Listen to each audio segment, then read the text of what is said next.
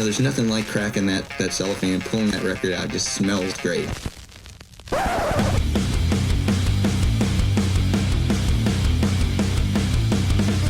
Welcome to BODS Mayhem Hour. Non-stop hardcore energy. I love the show, guys. You're awesome. Unlike any other. With your host, John the Bod, a.k.a. the Bod Father. Man, this stuff rocks. What is up? This is Kyle Pfeiffer, Blacklite District, and you are listening to BODS Mayhem Hour. The views and opinions of the guest do not necessarily reflect the views and opinions of BODS Mayhem Radio Network, its staff, affiliates, or sponsors. Parental discretion is advised. Welcome to BODS Mayhem Radio Network. Hey everybody, welcome to BODS Mayhem Hour. I am your host, John the Bod, aka Metal Claus, aka the Bod Father. As always, I bring you guys and gals awesome interviews, and today it's an honor and a huge privilege to welcome my bro back on here, Kyle Pfeiffer of Blacklite District. South Dakota-based rock artist Kyle Pfeiffer, better known as Blacklite District, has released two singles entitled Gotta Get Outta Here and Clear Skies, which that's the new one, off the upcoming new album 1990. And it's going to be released on December 31st, which is New Year's Eve. So what a way to go out with a rockin' album release on December 31st. So my brother, welcome back on here, dude. It is a honor and privilege on my end to be on here with the Bod Father. We got a lot of history here, man. So glad to be here, brother. Yeah, and I'm glad to see you face to face, man, because you went through some shit. I went through some shit. So it's good that we both are on track. And when, like we talked about this a bit ago, when you're face to face with stuff, shit gets real quick, really quick. Dude, think about it. Again, going back to previously before we were on air, but the fact that you and I are sitting here right now, digitally, face to face, doing this interview, good for both of us, man. There could have been one of us not here or both of us not here. So again, the fact that we're here, man, I don't take that shit for granted anymore, That's exactly right. How excited are you to finally have this long awaited new album entitled 1990 set for release, especially at this crazy time that we're in right now? Man, this, not to try and get overly dramatic, but I feel like this album maybe saved my life in some ways. So at the beginning of 2021, January 5th to be exact, I came clean to my wife about an addiction I had been in for the last year or so, basically all of 2020. There's so much context here. I don't want to just draw it out, but yeah, man. So I checked into rehab. I was addicted to this drug fentanyl, which I'm sure you've heard about. It's all over. It's a very powerful opioid. Yeah. And so I had a few times, maybe years ago, I mentioned I was in the hospital for drinking. I got pancreatitis. I was in there 3 times. They would prescribe me painkillers and stuff. And again, long story short, I haven't been drunk in a couple of years, but I basically swapped that out, went right to the pills. And by the end there, I was honestly, again, without being so graphic, with being graphic, I guess I should say, I was snorting 40 of these pills a day, every day. I couldn't wake up. And if I didn't hit 1 or 2 of those, the first thing, dude, you just go into these withdrawals. It's a nightmare. Good. Oh, fuck, bro. So yeah, checked into treatment, started that. Basically what it came down to was my mom died of a heroin overdose when I was, 10 years old, give or take. My father committed suicide in 2017, also by a heroin overdose. And then all of a sudden, here I am, addicted to a drug that's what they say like 100 times stronger than heroin, with my little 8-year-old kid. And it was almost like looking at the situation with the roles reversed. You know what I'm saying? And bro, I was just like, my wife basically knew something was up because of how I was acting, and always had a headache, even though I was really going through opiate withdrawals, so that was a big thing, man. And it was like, shit, if I'm going to really make an effort to change my ways, let's do it right now. So that's why I started 2021 off with that. And now I'm going to end it with this album. So yeah, man, I'm excited. I'm glad that you're here, and I love you very much. You know that. But it's awesome too, that, and I respect that out of you, that you said, hey, I got a problem. Yep. That's a big step. Hey, the first step to solving a problem is acknowledging that there is one. Yep. And I had this happen a year prior. I had a couple months where I slipped up, was on the pills and stuff. And dude, I'm telling you, with this fentanyl nowadays, that first time I came off it, went through the withdrawals.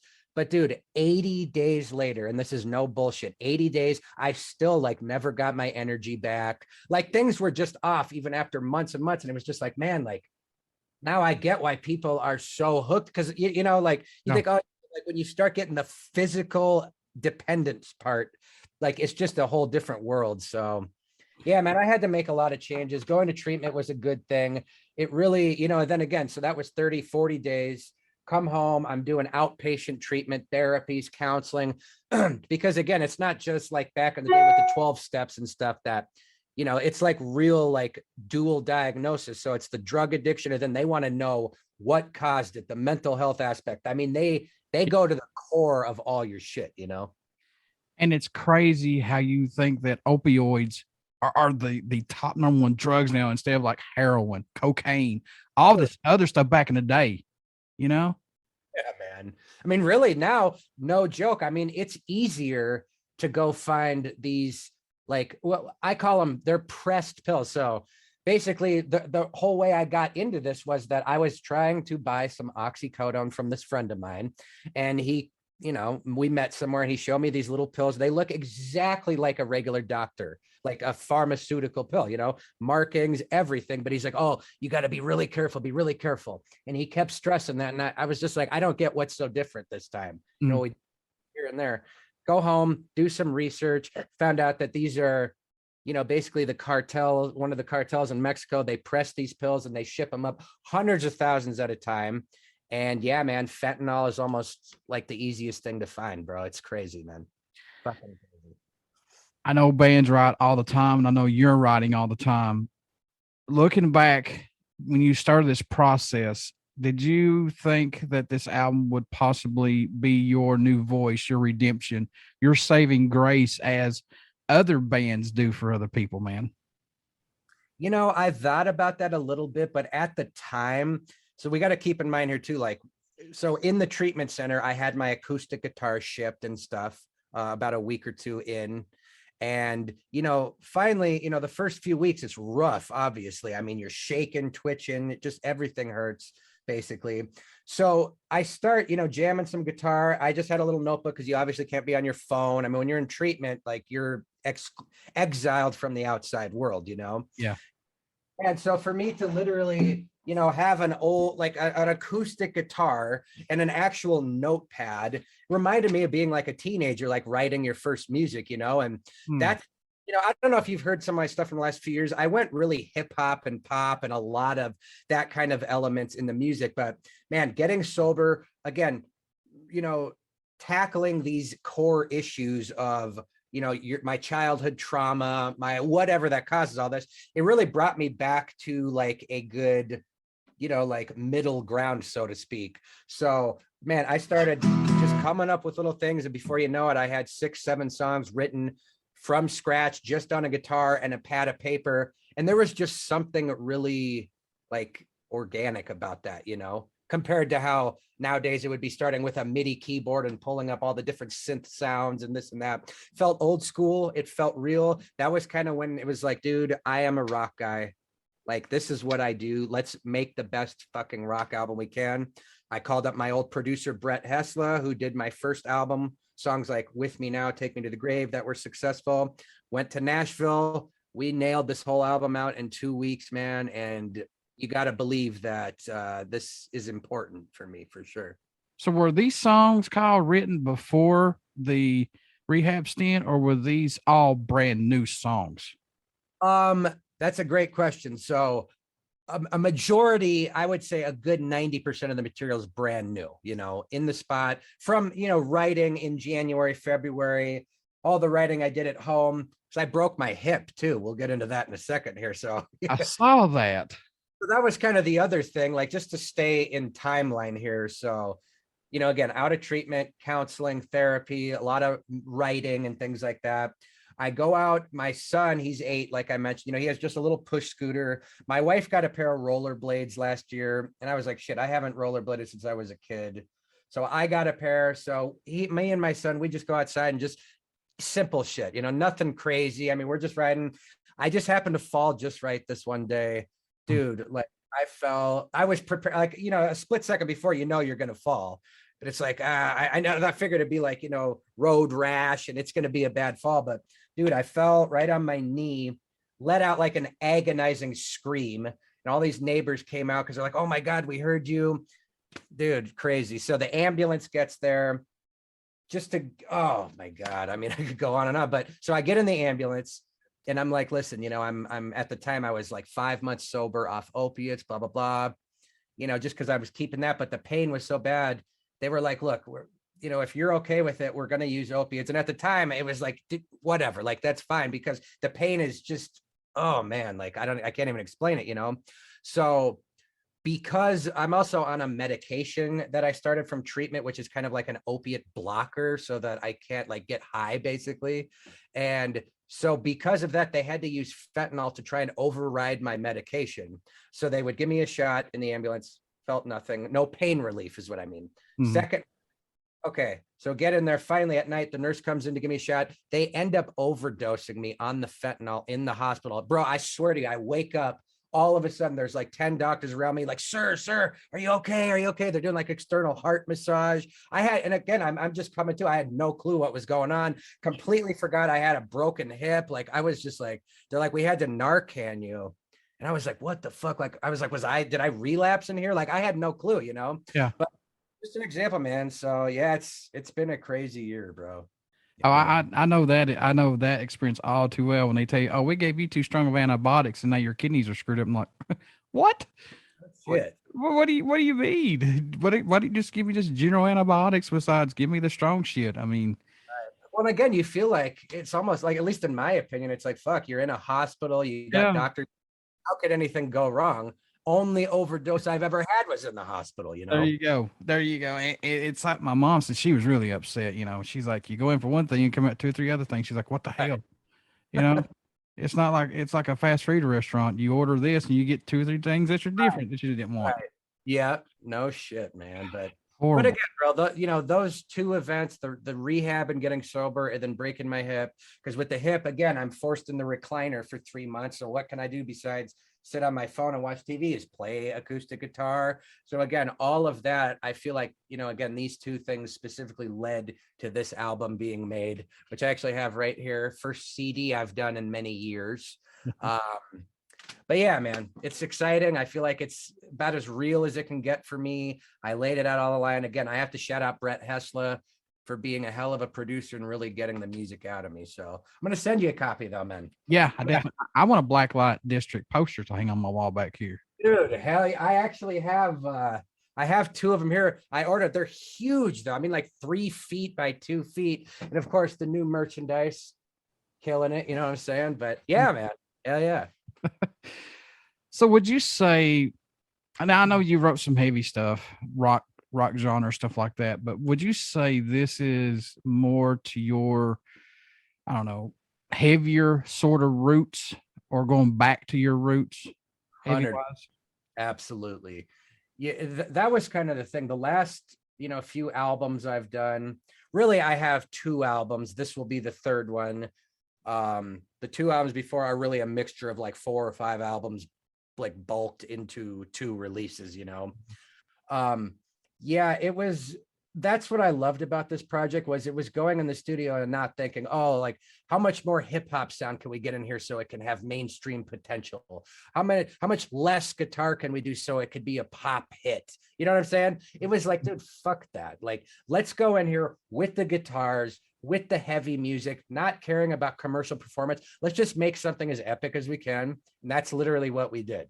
You know what I'm saying? It wasn't about what's going to be successful. It was about as an artist, what can I accomplish? And what can Brett Hessler as a producer basically get out of me and work? You know what I'm saying? So yeah, definitely a hard rocking album, man. Once these songs started flowing, man, you started getting back into your groove. How did you feel? Did you feel like, yeah, this is something special? This is my redemption. Exactly, man. Like no joke. Like when you start getting those, there's nothing, I tell people all the time, making music and the feeling you get from it, or like being on stage, that's not a high you can buy in terms of a drug or a drink. You know what I'm saying? And it is truly special, man.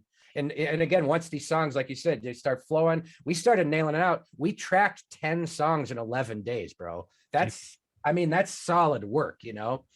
And yeah, so bro, they started flowing, hear them. I get those goosebumps and feelings. So special, man. It really made me feel like I made the right choice and followed my gut, I guess, you know? Now you worked with Clinton Cunanan, and I hope I said his last name right. And I've interviewed him on here before. He did gotta get out of here and shot and edited the video. So how was working with him on this? Dude, he is awesome, man. I can't like stress enough how important a guy like Clinton is to what I do, because not only does he do the videos, he's been my tour manager for the last 3 years. He runs my lighting rig at the shows. He tour manages straight up, booking hotels, drives. I mean, shit, he does everything. So now we start doing these music videos. He's killing it. We just shot 2 more, just released the second one for that Clear Skies that just came out. And I had him, he's singing on one of the bridges in one of the new songs. And yeah, man, he's a huge asset to my organization. So shout out to Clinton. And of course, you know him from Another Lost Year. Yep. And he just put out a new single and has a new album coming out too. So yeah, man. Are you a little nervous releasing this album right now to get back in the swing of things, to put your music out there again? Let's talk about that a little bit. Yeah.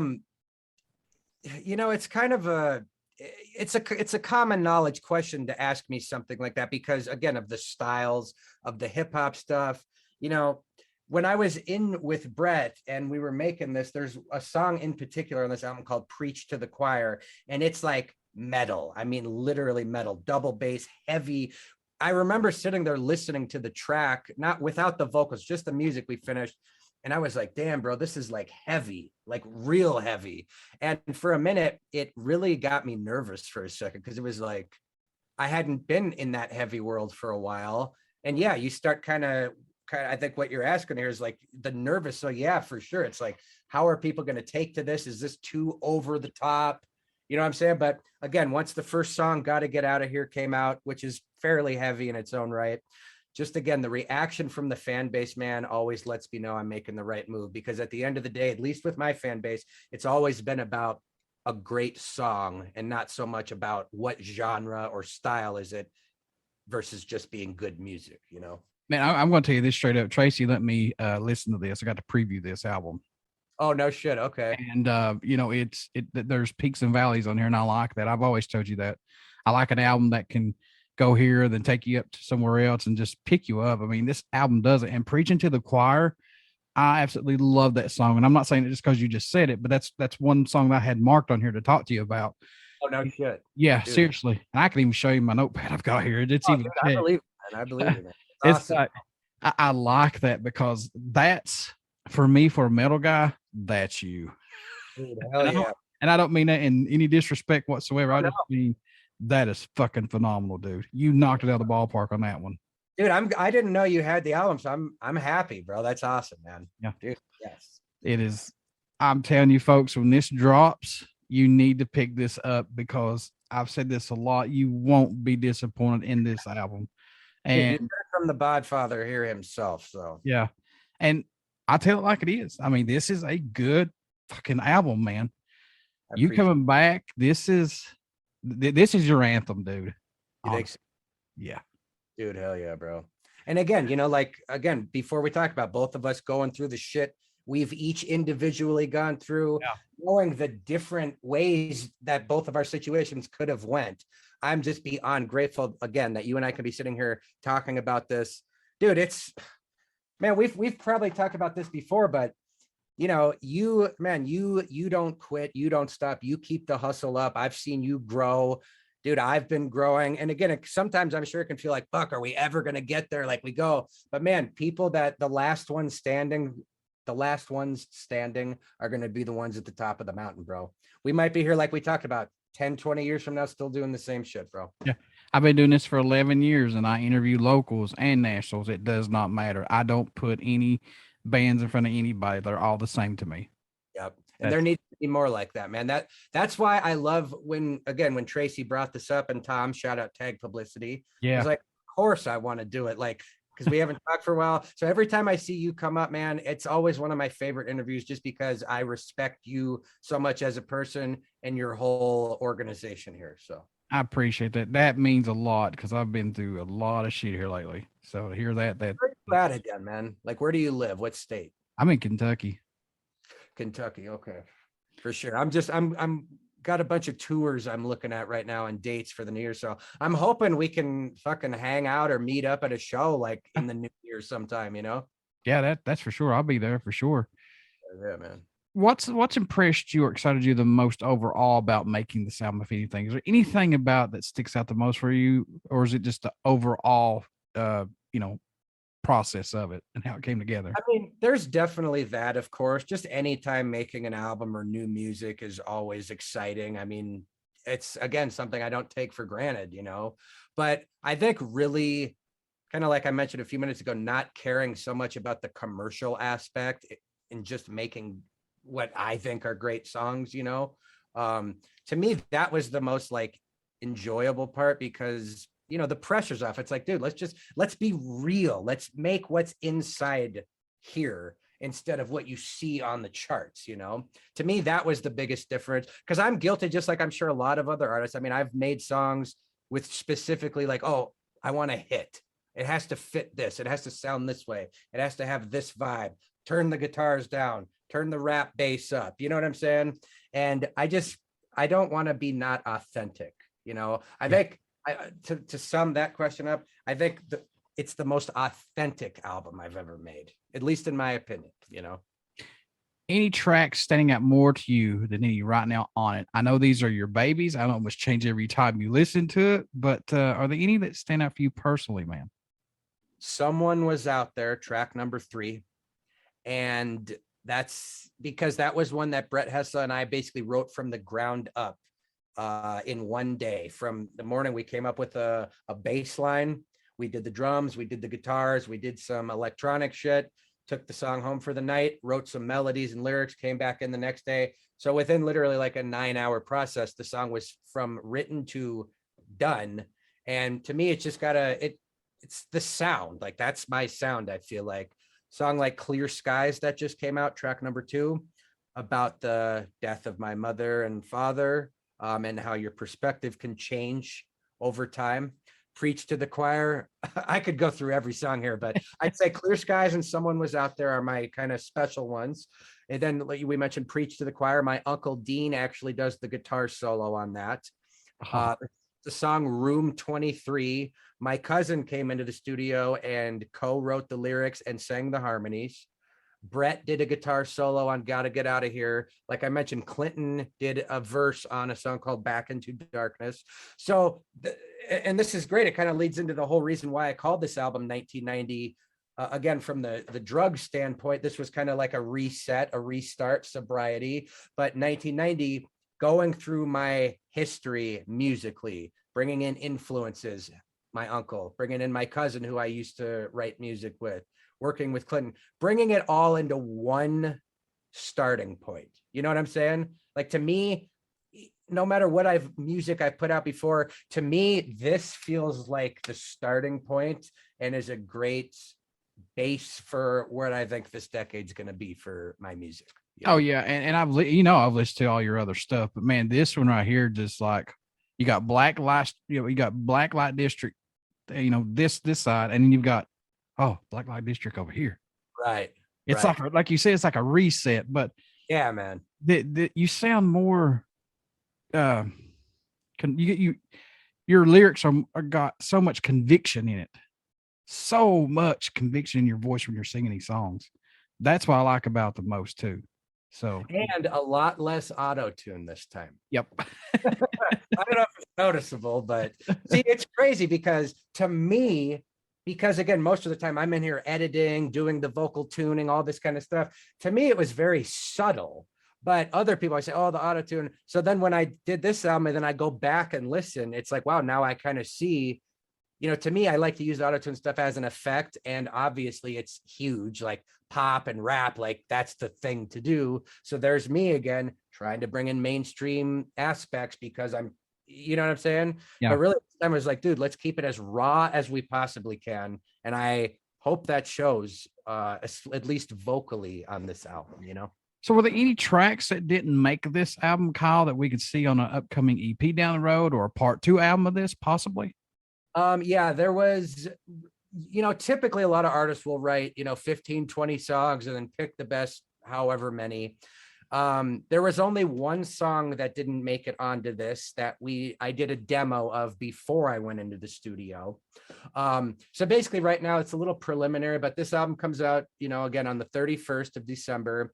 I'll probably do a deluxe edition of the album, maybe in early summer, June area, where I'll have, you know, that extra track, and I'm going to do some acoustic versions and maybe a cover. So there'll be a deluxe edition this summer with extra shit that didn't make it, you know?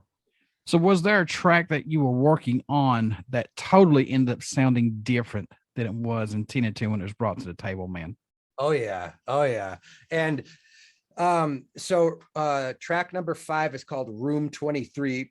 That's a great example of that. I mentioned my cousin came down, who I basically grew up with and used to be in bands with and stuff. And, you know, he and I kind of had this idea. He came in the night before, stayed in the hotel with me. We listened to the track, coming up with some, because the music was pretty much done. It's really lyrics and melodies. And we had a basic idea of what we wanted to be about, get in with Brett, you know, fill him in on our idea. And then again, it's like sometimes these songs, they take on a life of their own, where it's like you can have this vision or thought of how this is going to go. And as you start laying things down, and again, another mind or two, another cook in the kitchen, so to speak, you know, they basically formed their own path. So yeah, that definitely happened. Nothing too dramatic, but I'd say Room 23 probably the most changed from original concept. I want to know what you see in yourself growth wise musically. What's that growth that you've seen in yourself on this album compared to the other ones? I would say, well, you mentioned lyrics. I would say I was a bit more vulnerable, for lack of a better term. There's a lot of times where I'll write a song and want it to be about something specific, maybe something, you know, like I'll just use the death of a parent as an example, because that's my life's about basically. But, you know, it's and it's just, I lost my whole train of thought here, but yeah, man, it's crazy shit, you know, just growing lyrically, being more vulnerable, being not afraid to try new things. And, you know, I'm very self-conscious with my voice and always think, oh, this doesn't sound good. Like, so again, just having Brett there as a producer to pull that out of me and guide me. I think me being open to other people's vision and ideas was one of the bigger growth. Working with Brett on this, my man, did he push you to your limits? Did he push you to where you was like, oh my God, is this really worth it? And see the end result of this now. Dude, 100%. Gotta Get Out of Here. In the pre-chorus, I do a more like raspy rock kind of sound. And it was really getting that type of stuff, because I'm usually more of like a pop singer, like clean, smooth melodies, you know, but getting some of that raspy, like angst and aggression, you know, is something I'm not very good at, but Brett helped me a lot with that. So yeah, man, that's again, pretty much the whole reason why I wanted to take this full circle and go with Brett, because I know he can get that out of me, you know, and I will definitely do my next album with Brett, because I just love working with him. And yeah, man, he's a huge asset, I'd say. So who did the artwork for the album? Did you do the artwork for this? I mean, in a way. So I have, because you can see the logo here. This is the new logo, and I'm going to keep this one now. I've always had this idea. I don't know if you can, you probably can't see that, but I've always had this idea, and I can't draw worth a fuck, you know? So I drew it on a piece of paper for the last 10 years, finally sent it to someone who made this logo, which I was very happy with. Then in turn, I sent that logo to my wife. I'm very inspired by Ozzy and Black Sabbath. So I'm sure you've seen like those Black Sabbath purple logo shirts. That was basically where the kind of influence came from, Black Sabbath, Blacklite District, the purple. So she did that. And yeah, we just slapped 1990 on the bottom, and that's pretty much the cover, man. And speaking of the body, Black Sabbath, today is the official anniversary release of Sabbath Bloody Sabbath. Saw that. So I don't know how many years it is, but my God, that is my favorite Sabbath album. Dude, it's got some classics, man. Yes. Not only Sabbath, Bloody Sabbath, but man, there's just so many good tracks. You bringing that up just reminds me of, being 11, 12 years old with my little CD player, my headphones, going to sleep every night before school, fucking every Sabbath album, every Ozzy album. And like when I got Sabbath, Bloody Sabbath, bro, I'd put it on and that would be the CD I listened to for months. Just every single track from front to finish. I miss that about like today's industry with everything Spotify, streaming. I love streaming personally, but everything is single driven, I don't know if you saw this, but Adele just put out her new album. She got Spotify to remove the shuffle feature from everybody's album now so that you have to listen to it in order. That's good. You know what I'm saying? I thought that was pretty cool. And it shows the power of her to be able to say, hey, I have an album coming out, remove the shuffle. And for them to just do it, I think it's awesome though, man. And, me and Kyle are metal guys, and Kyle will probably vouch for me on this and back me on this, but she is a great fucking singer. Dude. So good. Dude, there again, I'm so much more open-minded, I feel. When I was 16, it would have been like, dude, fuck you. I only like hard rock and metal, no rap. You know what I'm saying? I'm sure we all have that phase. Yeah. But man, I've just grown to, because of just the shit, again, going back to what we go through individually in life, you just grow and expand your mind, at least in my opinion. And I love good music regardless of the style, man. Adele is fucking awesome. So didn't you have a huge hit here on Spotify, or somebody approached you with something that you was talking to me about just a bit ago? I don't know. Something about streaming or something like that you were talking about? You said, we'll talk about it. I don't know. We can skip it. Oh, no. Yeah, I'm sure there is. There's just, dude, I'm always talking about so many different things. But yeah, no. Okay. Yeah. So like, since you and I have done our last interview, I'm about to hit 500 million streams, man. It's incredible. So again, Spotify about to hit 100 million just on Spotify, which is a dream come true. When Gotta Get Out of Here, the first single from 1990 came out, I got added to rock, hard rock, and new metal tracks, which are the 3 biggest playlists on Spotify for heavy music. Still there. Apple put me at the top of the iTunes page right now. It is in fact number 9 on the new and rock. It's just, man, to see these platforms like Apple and Spotify showing me the love like I'm any other big rock artist. I'm literally next to Eddie Vedder and Robert Plant on iTunes. I mean, it's just so cool, man. And folks, I'm on Spotify. I'm all over. I'm just about on every streaming platform that they are. Shameless plug there. Hint, hint. Go listen. You got to do what you got to do. Heard that, brother. So what do you hope everyone takes away while listening to this new album or any of Blacklite District's music in general, man? What do you hope they get from it, Kyle? Man, I just hope they see I guess originality. I mean, even if it fits in the area of rock or pop or whatever, it's like, every artist is their own thing. And I hope people can just see that, I'm telling a story in every song I do. I don't just write lyrics because they sound cool. I try to take the real pain I've had and turn it into something positive in the form of music, So I just hope people hear the pain and real emotion that's in there. That's a real person you're hearing, Just same with the podcast, bro. Yeah, I have music, you do interviews, but you can almost express yourself so similar, even though it's totally different, We're all doing art in some way. To me, this interview is an art form. Oh, yeah. How we do it, how we're back and forth. You know what I'm saying? I want to ask you about the pandemic, though, and all these bands, especially local bands who are trying to get out there and get their shit heard. And, especially the national bands, how they're going to have to adjust during all this stuff. Do you think it's an even playing field now for everybody? I wouldn't. Now, again, I could be wrong. I wouldn't say it's because of the pandemic.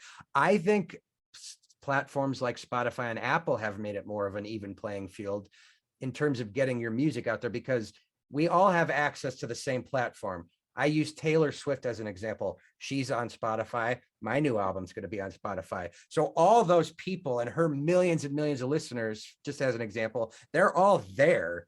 We just have to figure out how to get it to them. So I think that's leveled the playing field in terms of okay, here you are. Accessing the rest of it is the hard part. And for me, man, 2020 was my highest revenue year to date.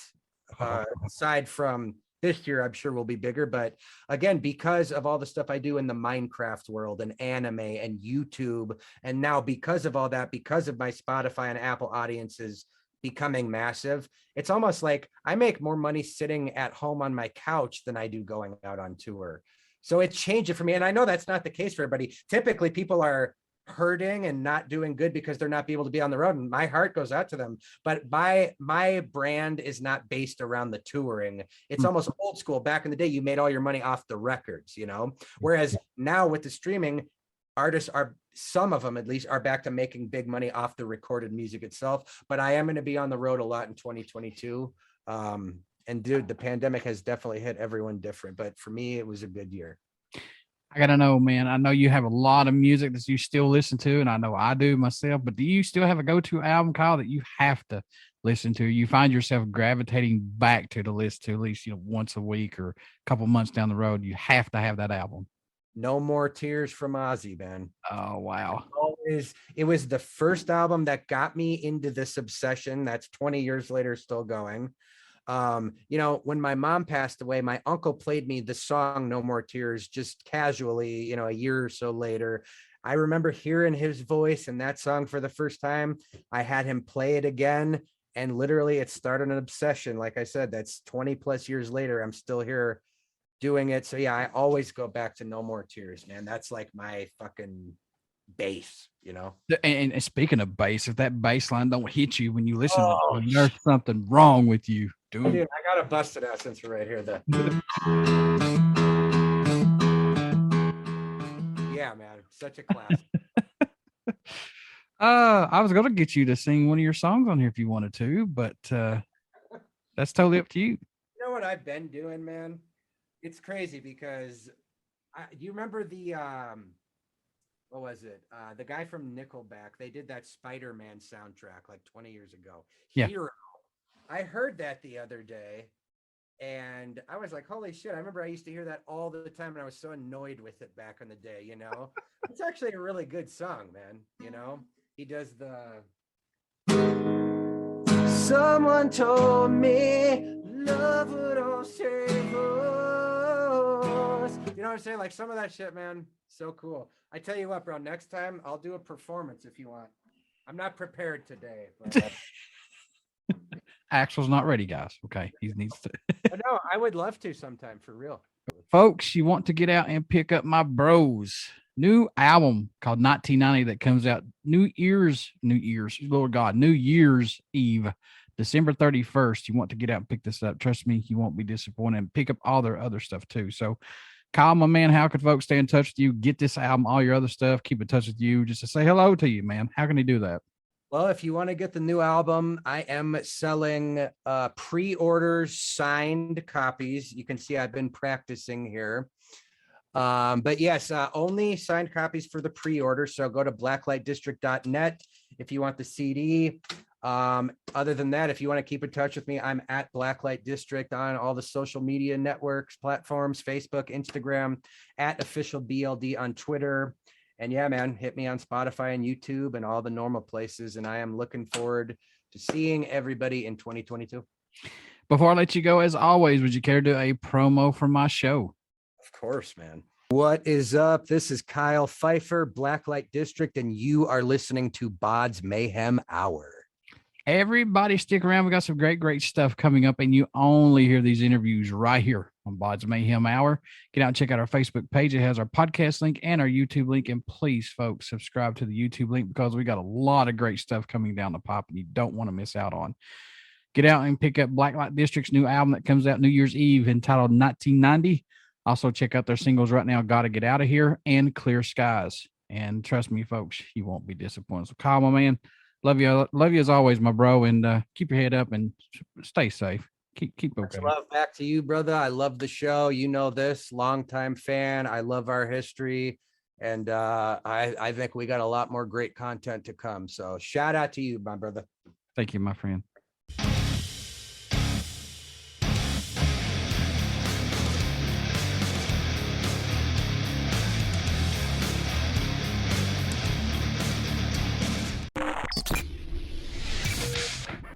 You're listening to BODS Mayhem Hour.